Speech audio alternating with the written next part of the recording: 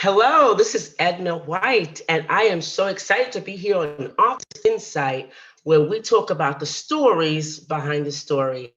Today, we have an author that's been my first time ever having out of all of my time interviewing authors. And I'm going to read his book verbatim, but I'm going to say his name. He wants to say it, but I have a book here from Words from Walden, and it's inspiration from observation, which I know we all get that, right? But the author is H. Davy Thoreau. And I love that name. I was like, oh, that's so beautiful. But only to find out it's a different pen name. It's a pen name. And this is my first. So I'm really excited to meet the author today because a lot of what I've read in his book is it connected with me so well. So I want to introduce the author and he can tell you his real name. So welcome. Hi, Edna. Yeah, thank you. First of all, I love what you're doing. So thank you for this and thank you for the opportunity. And so the pen name, I guess H. Davy Thoreau, it's a little play on words from Henry David Thoreau, who gave us all Yeah. his transcendental wisdom a couple hundred years ago. And I guess I kind of lived in a big city my whole life. And I kind of around the age of 40, I moved out of the city and I started having this spiritual awakening. And the place where we moved, it has 4 acres and a pond. And I used to just kind of sit by the pond and just let nature and inspiration come down and come through me. And so as Henry Thoreau did the same thing in Concord, Massachusetts, he just moved to Ralph Waldo Emerson's land, built a cottage and sat by the pond. He wrote Walden and he did his life's work there. And so I feel like kind of Henry David Thoreau is coming through me to write these words, and I'm going to do my life's work here. That's wonderful. Well, audience, I want to introduce you to J.B. Horgan. That's his name, right? And I was so excited about this title. I was like, wait a minute. Maybe I'm feeling I was feeling like you were, like so excited. Then when I started opening, I was like, I see. But then you told me just recently that was your pen name. So I was like, wow. But it really does touch you. I want to really talk about, you just told us what inspired you to do this. And what was your why behind your inspiration? What was that push? Like, I know we're inspired sometimes to do things, but what was a real why? Right. So I've kind of written sporadic throughout my life, but not in a spiritual context. And so I wanted to try it out. And the way this thing started was, well, if I write 12 steps to a spiritual awakening, that will force me to write 12 articles. And then after that, I wanted to keep going because I was like, hey, there is something there. So I'm like, how can we do it? So the next series is called Alphabet Soup for the Soul. A is for abundance, B is for benevolence, and on and on. And so it just turned into this long thing to see if I could do it, force myself into a different position than I'm normally used to, and just expand. And it has expanded my life tremendously. Right. And like the alphabet, it is expensive. On your life with the alphabet, just working with it. How did it change your life? Those, because I know you were learning along the way. So how did those letters in the alphabet change you? Yeah, what it did, it allowed me to see what I know, what I don't know, what I believe, what I don't believe. And it allowed me to come through my values more. And now going through this, I'm stepping into those values even more. And I think it's just such a beautiful way is write the story of your life, write who you want to become. And that's the way to do it. Right. Yeah. So I'm going to take the alphabet V, and that's from Alphabet for the Soul. V is for vision. So tell us a little bit about your interpretation, or what you wrote here about V for vision. Because I actually thought it was a value. I thought it was going to be value, and then I turned the page. It was vision. So tell me what. So tell me what what that you wanted to share with with the audience, what you really wanted to come out for the audience that was reading it. Yeah, this is exactly kind of what I just said about creating your future in advance and writing it. So it starts with a Right. quote by Joe Dispenza. If you're not being defined by a vision of your future, then you're left with old Mhm. memories of the past. And so, especially Yeah. coming through COVID, we've all seen some things we thought were important or not important. Other things maybe Yeah. we didn't appreciate as much, we appreciate more now. And so the idea is Absolutely. going forward is to create the vision. Who do you want to become? What does that look like? And then take steps every day to get there, right? You set the vision way out in the future, but then you take the little steps knowing what you want to do. And I think yours is a good one too. Maybe I should add value in the next series. Maybe there's another one. I think you're really right about the vision, thinking about the future and taking example as COVID, we learned that some things we needed to do, some things we didn't need to do. And that is so important for the vision because a lot of times we see ourselves in one place that make us happy. And you know that. And we stay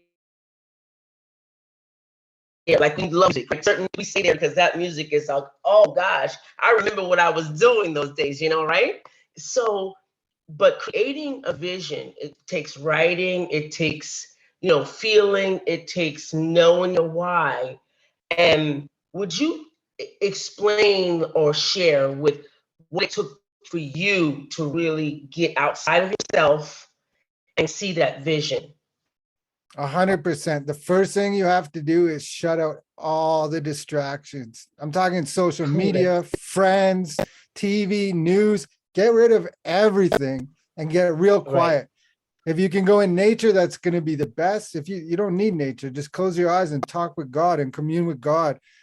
And what kind of person do you want to be? You probably know from your past. Some of the hints are like, what did you like to do when you were a kid?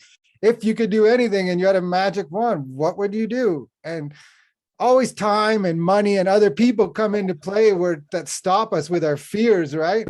But if you just forget about all that, Right. get real quiet, then you start to know thyself. Know thyself is a big one. Oh yeah. That is so good.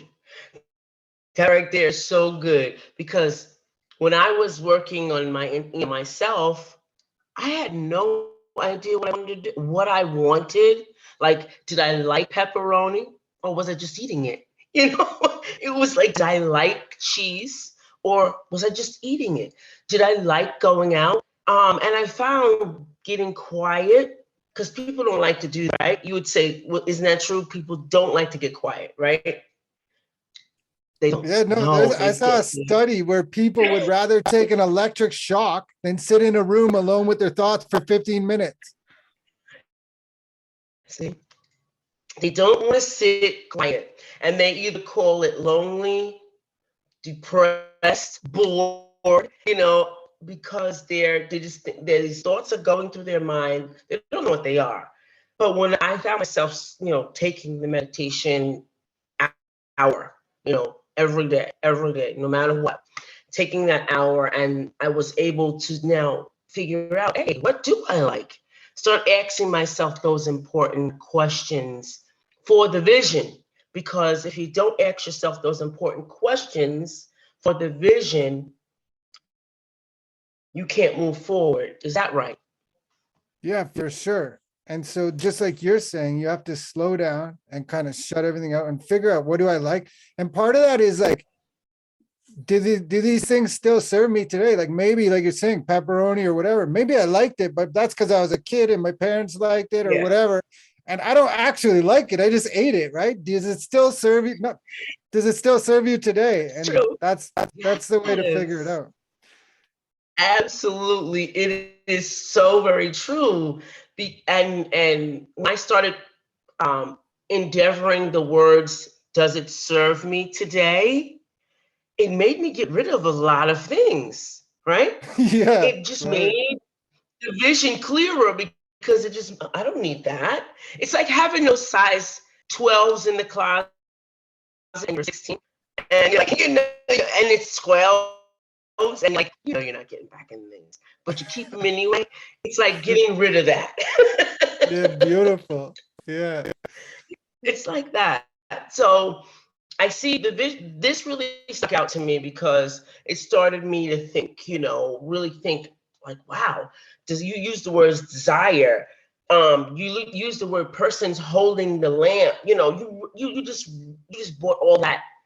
Like it's very powerful to me, and I like that what you do in this book, and you say try this, so it makes you not a guru, but from my experience, try this. And I Yeah. like that. It makes it easier to do. And I love it. I just love that. So I'm really excited about your project because I see it growing in so many ways, different ways. I'm always thinking, okay, this, do that. But I see that this book is going to be very enlightening. And it's easy to read, ladies and gentlemen. Easy to read. Easy to read. Love that. Love Thank it. you. Love it. So now we've talked about the alphabet. What's your next chapter? The birds from Walden, right? Is it? Right. So yeah, it was like I didn't want to stop. How can I keep it going? So Ah! I said birds from Walden. And I just started noticing birds like, and it's like it was amazing. So I just started writing notes and taking like just watching them. And it was just all these different birds come at different times. And there's so many lessons we can learn from them. They're in the book, but just some of the stories are funny. There's one where I chased around a bird, got stuck in the pond, and I had to chase him in a kayak for an hour trying to help him, but he wouldn't come near me. But yeah, there's Okay. some valuable lessons, like not just for life, for everything, from the birds, for about how to take Right. care of a family. If you watch the robins, those are the best mothers in That's the really world. Yeah. that's really beautiful. And I think nature, we forget about nature with the hustle and bustle of life. We don't spend any time in nature because that's really us. We come to earth so that we don't spend any time. Right. I have this ritual. We go walking every morning and to touch trees. So I always connect with the trees. I connect with the flowers, the trees. I try to swim with the bees and all of them. But I do try to connect when they do come to me. They be like, okay, now go away, be nice. But we need to connect. We need to Yes. connect, right? Yeah, especially And in a that's big the city. inspiration we need. Right. Go ahead. Oh, I was just saying, especially if you live in a big city and it's just horns and sirens and cranes and trucks, right? And if you do live in a big city, there's lots of parks around that you might not know about that you could just dip in for 5 minutes and get some relief. And if you think about it without even looking at it, right? Just if that noise is coming down to you as a vibration and it's sirens and Right. helicopters compared to just birds, like just the vibration of that on your body is going to make a difference. It is. It is. So you write, here's an excerpt from page 194. Essentially, develop an intentional pattern instead of unconsciously repeating patterns placed inside of us by the countless archetypes we have encountered throughout our lives. Once you cultivate and grow your will, you will power yourself through the things that seem difficult in the past. Share with us what you meant about that, and could you give us an example? Yeah, for sure. So thank you for the question. So it's going back to getting silent, right? And then once you figure out what you want, then you start working towards it slowly. And then what happens is you measure your progress, you see you're making progress, and then you become the proof. You don't need a video or a book or anyone else. You're the proof. I started here, I went here. I always like to use marathon as the example, right? We heard this Lao Tzu quote, the journey of 1,000 miles begins with a single step. If you're trying to run a 26-mile marathon, you can't do it in 10 minutes. You're going to have to go one step at a Mhm, time. But very quickly, if you look over your shoulder, you see how far you've came. And so you become the mhm, evidence, you become the architect and the predominant creator of your own life. mhm, mhm. Absolutely. That's really insightful because I didn't think about that.